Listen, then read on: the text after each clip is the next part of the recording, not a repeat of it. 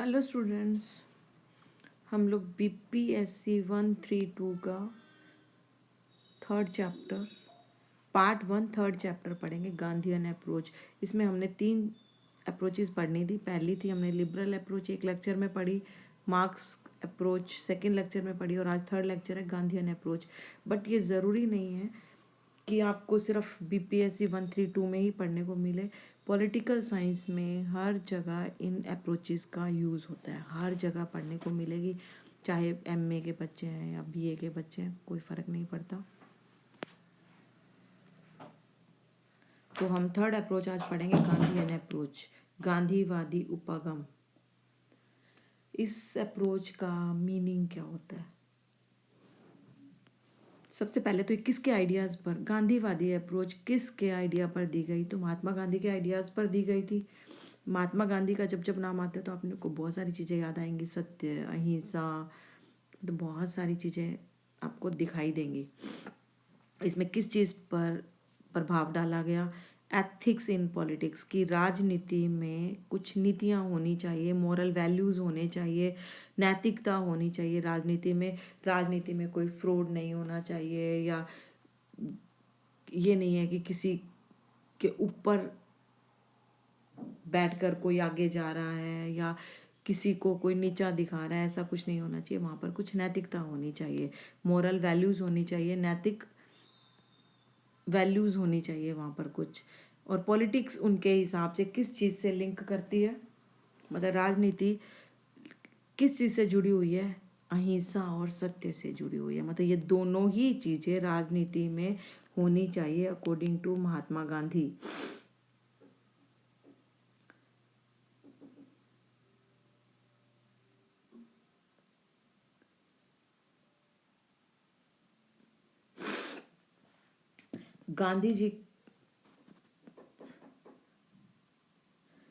गांधी जी के अकॉर्डिंग किस पॉलिटिक्स और नैतिकता, राजनीति और नैतिकता को अलग नहीं किया जा सकता।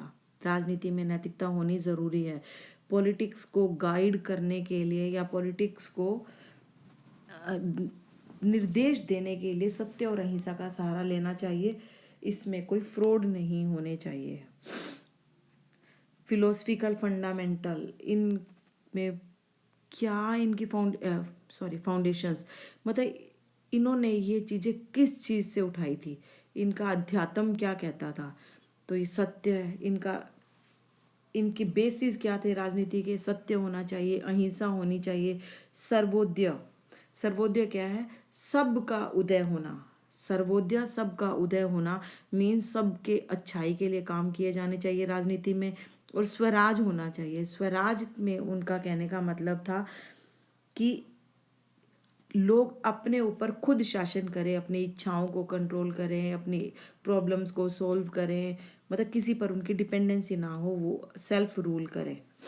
तो ये इनके कुछ फाउंडेशन या बेस थे, या जिसको कहते हैं नींव थे राजनीति की, अकॉर्डिंग टू महात्मा गांधी।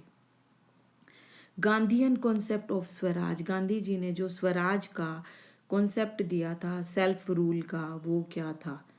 स्वराज का मतलब क्या है? सेल्फ कंट्रोल, अपने ऊपर कंट्रोल करना, अपनी इच्छाओं को कंट्रोल करना, अपने गुस्से को कंट्रोल करना, मीन सेल्फ कंट्रोल करना। और मॉरल ऑटोनॉमी, मतलब नैतिक स्वायत्तता पर चलना चाहिए लोगों को। मतलब अपने, हमें पता होना चाहिए कि क्या गलत है, क्या सही है। जो सही है सिर्फ वो करे, गलत को फॉलो ना करे। मीन्स मॉरल ऑटोनॉमी होनी चाहिए। हमें अपने आप को पता होना चाहिए कि हमारे अकॉर्डिंग सही और गलत की परिभाषा क्या है, हमें उसमें से क्या चुनना है। वो सिर्फ अंग्रेजों से राजनीतिक आज़ादी नहीं चाहते थे, नॉट जस्ट पॉलिटिकल इंडिपेंडेंस। उनको सिर्फ राजनीतिक स्वतंत्रता नहीं चाहिए थी, बल्कि वो क्या चाहते थे कि हम अपने आप से भी स्वतंत्र हों, अपने आप को भी स्वतंत्र करें। इन उसमें क्या क्या शामिल था? इंडिविजुअल सेल्फ डिसिप्लिन, मीन्स आदमी को अपना खुद का अनुशासन करना चाहिए। कम्युनिटी सेल्फ रूल, और समाज में खुद से रूल करना चाहिए। हमें पता होना चाहिए क्या सही है क्या गलत है, हमें क्या फॉलो करना है क्या नहीं करना। हमें क्यों किसी के बताने की ज़रूरत पड़े कि कोई हमें बताएगा तो हम सही और गलत का मतलब समझेंगे या फिर उसको फॉलो करेंगे। तो गांधी जी का स्वराज का कॉन्सेप्ट था कि हमें खुद पता होना चाहिए सब कुछ। Gandhian view of the state, Gandhi ji के व्यू में स्टेट का क्या मतलब था, मतलब राज्य को वो कैसे देखते थे। स्टेट को देखते थे अननेसेसरी एविल, कि स्टेट या राज्य जरूरी तो है। पहले तो आपको पता होना चाहिए स्टेट होता क्या है। स्टेट वो होता है जिसके 4 एलिमेंट होते हैं। स्टेट एक एरिया होता है जिसके 4 एलिमेंट होते हैं। पहला पॉपुलेशन, दूसरा उसकी बाउंड्री होती है, तीसरा उसके कुछ रूल्स होते हैं, और चौथा वहाँ पर एक सरकार होती है। मतलब 4 चीज़ें स्टेट में होनी चाहिए तभी स्टेट बनता है। भारत एक स्टेट है। भारत में क्या पॉपुलेशन है, लोग रहते हैं, जनसंख्या है। भारत की एक बाउंड्री है, अगर आप नक्शे में देखो तो हमारी डिफाइंड बाउंड्री है, इसी के अंदर भारत है, उसके बाहर भारत नहीं हो सकता। भारत में एक सरकार भी है और भारत में सोवरेनिटी भी है। सोवरेनिटी या संप्रभुता जिसको बोलते हैं, संप्रभुता होना जरूरी है कि और देश हम पर कानून ना बनाए, हमारे इंटरफेयर ना करे, हम अपनी मर्जी से अपना देश चलाएं। तो स्टेट को उन्होंने, गांधी जी ने कैसे देखा कि नेसेसरी तो है, ज़रूरी तो है स्टेट होना। स्टेट नहीं होगा तो हमें पता ही नहीं होगा कि हमें सरकार किसके लिए बनानी है, राज्य कहाँ तक करना है। बट ये एक बुराई भी है। स्टेट ज़रूरत भी है और बुराई भी है। मीन्स स्टेट में सारे बुरे ही काम हो रहे होते हैं। उनके हिसाब से एक आदर्श समाज कैसा होगा, जिसमें स्टेटलेस होगा, मतलब सरकारें लोगों पर प्रेशर नहीं बनाएंगी, लोगों को खुद से पता होगा कि हमें क्या करना है क्या नहीं करना, फोर्स से कानून फॉलो नहीं कराए जाएंगे। तो आइडियल सोसाइटी स्टेटलेस मीन्स जहाँ पर सरकारों का रोल बिल्कुल कम होना चाहिए, लोगों पर प्रेशर नहीं बनाना चाहिए। गांधी जी के हिसाब से स्टेट में पावर कैसे होनी चाहिए, डिसेंट्रलाइज। गांधी जी ने बोला था कि पावर को बांट देना चाहिए, पावर को सिर्फ केंद्र तक सीमित नहीं रखना है, पावर को केंद्र में, स्टेट में, विलेज में, तबकों में, मतलब हर जगह पर पावर को बांट देना चाहिए। और उनका प्रेफरेंस क्या था, वो क्या चाहते थे कि विलेज रिपब्लिक्स बने। मीन्स गांवों में अपना शासन खुद किया जाए, गांव में केंद्र सरकार शासन ना करे, गांव को अपना शासन खुद करने देना चाहिए। क्योंकि जो गांव की प्रॉब्लम है वो गांव के लोग ही समझ सकते हैं, दिल्ली में बैठे लोगों को नहीं पता कि गांव में क्या प्रॉब्लम चल रही है। तो उनको अपना शासन खुद करना चाहिए। डिसेंट्रलाइजेशन एंड पंचायती राज, महात्मा गांधी जी ने डिसेंट्रलाइज्ड का कॉन्सेप्ट दिया था। डिसेंट्रलाइज्ड, डिसेंट्रलाइज मीन्स पावर को बांट देना है।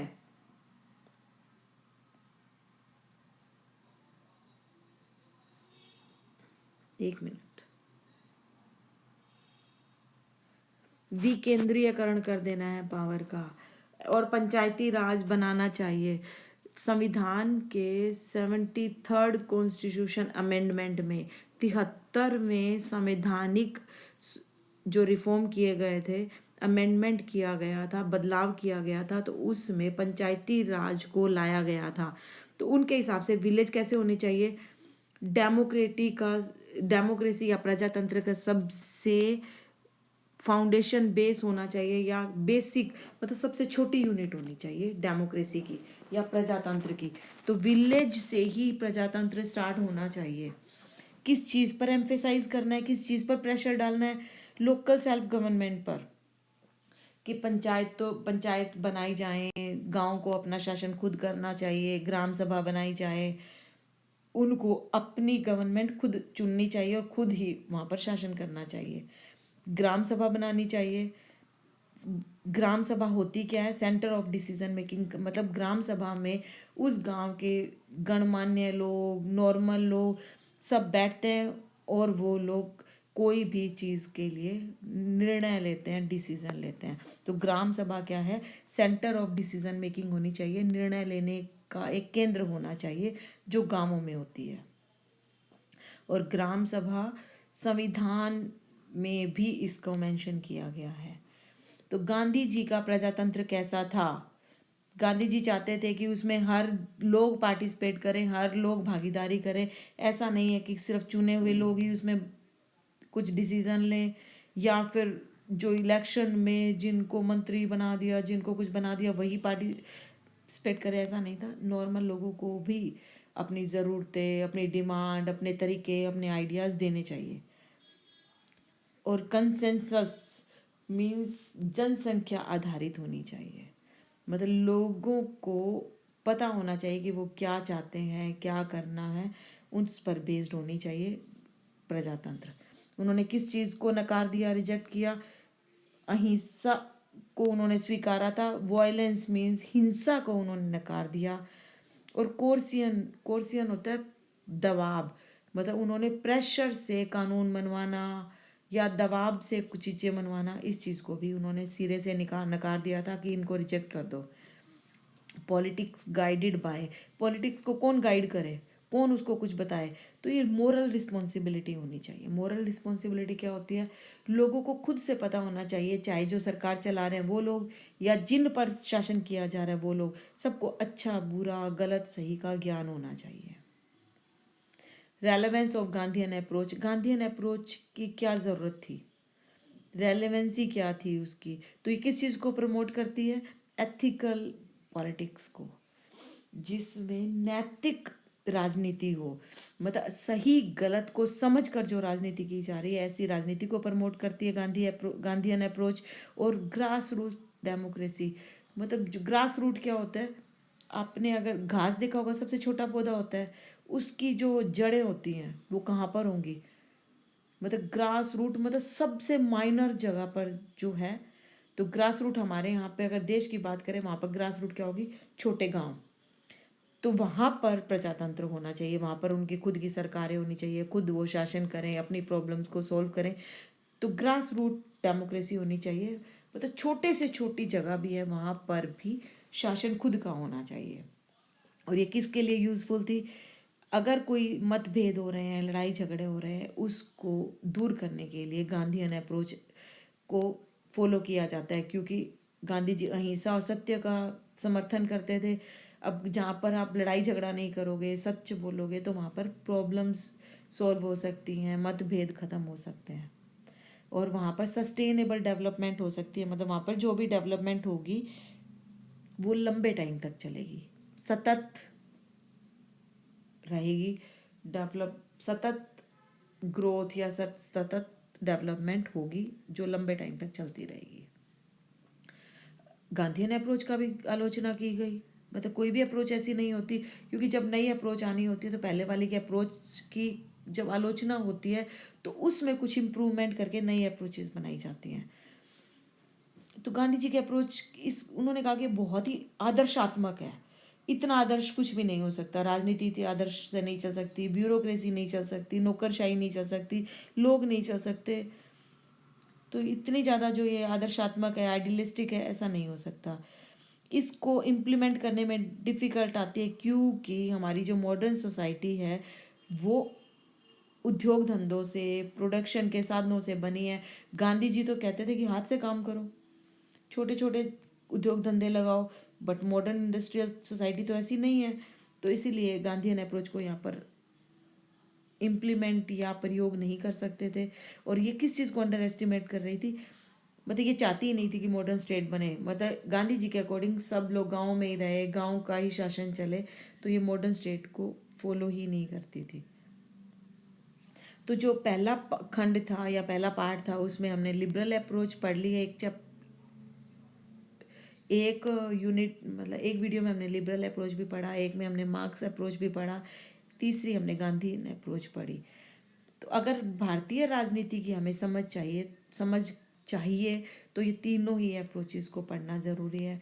होपफुली ये आपके लिए फ़ायदेमंद रहेगी। आप तीनों अप्रोचेस को अलग अलग पढ़कर देखिएगा, कॉन्सेप्ट क्लियर हो जाएगा, कन्फ्यूज़न दूर हो जाएगी, और मेरे ख्याल से फ्यूचर तक कभी भूलोगे भी नहीं। थैंक यू सुनने के लिए। प्लीज़ कमेंट करना, बताना कि आप किसमें कुछ इम्प्रूवमेंट चाहते हो, कुछ अलग तरीके से चाहते हो। तो थैंक यू।